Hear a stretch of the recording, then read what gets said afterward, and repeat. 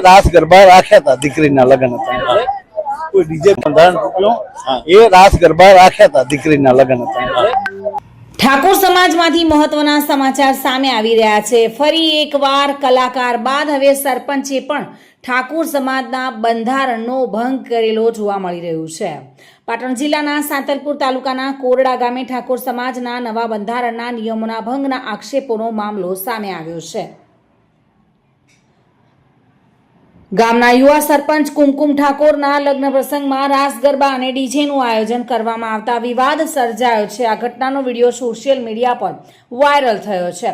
ઠાકોર સમાજ દ્વારા તાજેતરમાં અમલમાં મુકાયેલા નવા સામાજિક બંધારણ મુજબ લગ્ન પ્રસંગોમાં ડીજે અને રાસ ગરબા જેવા ખર્ચાળ આયોજનો પર પ્રતિબંધ મૂકવામાં આવ્યો છે। આમ છતાં કોરડા ગામના સરપંચ કુમકુમ ઠાકોરના લગ્નમાં આ નિયમોનો ભંગ થયો હોવાનો સોશિયલ મીડિયામાં આક્ષેપ થઈ રહ્યો છે। ફરી એકવાર કલાકાર બાદ હવે સરપંચે પણ ઠાકુર સમાજના બંધારણનો ભંગ કર્યો છે એવા પ્રશ્નો ઊભા થઈ રહ્યા છે।